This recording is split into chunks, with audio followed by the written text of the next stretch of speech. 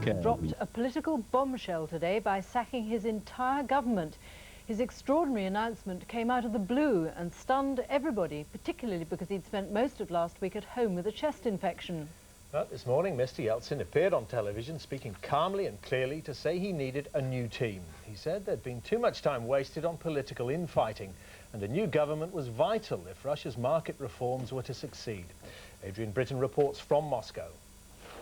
On state television this morning, President Yeltsin appeared with a grim-faced Viktor Chernomyrdin, hours after sacking him as Prime Minister along with the cabinet.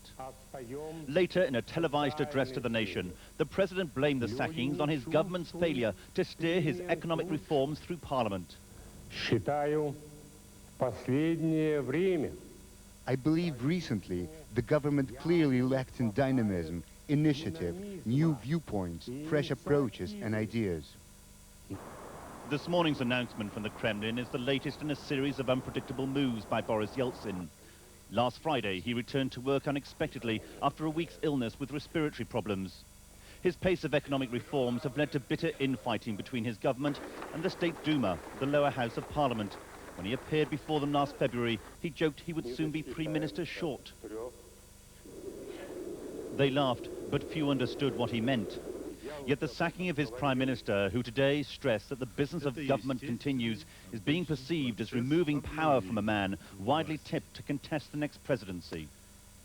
I think President Boris Yeltsin decided to reshuffle his government totally to show everybody who is real master in the house.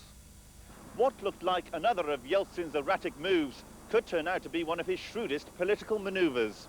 Key to these dismissals are the elections in the year 2000, with the president attempting to bolster his authority, possibly to run for a third term. Adrian Britton, ITN, Moscow. Well, Professor Peter Frank, an expert on Russian politics, joins me in the studio now. Professor Frank, do you think this is a sign of Yeltsin being out of control or trying to show that he's in control? Oh, I think it's very much in control. This is a man who has an immense amount of power. He decided the constitution which operates in Russia. That constitution gives the president a vast array of power, far more than an American president or a British prime minister. And this is an example of Yeltsin using that power and using it decisively. Whether the gamble will come off remains to be seen, but it was a move that sooner or later had to be made. He's made it very decisively.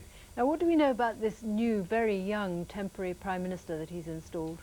He was the Minister for Fuel and Energy, but I don't think anything should be read into that particularly. The really significant thing here is that this man is a protege. He's one of the people who is very close to Boris Nemtsov, the man who until earlier today was one of the two first deputy prime ministers. Himself still a very young man who was brought in from the provinces a year ago as a radical reformer. The person that's been brought in, as you said, is a temporary prime minister. It's just possible that this is an indication that Nemtsov is going to become the prime minister. Now, should we in the West be alarmed at all these goings-on? In the old days, we definitely would have done, but these days it's all rather different. Yes, it is rather different. It's a different constitution, but it's also different in another sense.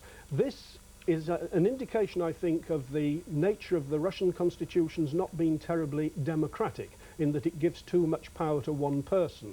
But on the other hand, if the gamble comes off, then it could accelerate the pace of economic reform in Russia, and that would be good news not only for Russians, but also for Western business.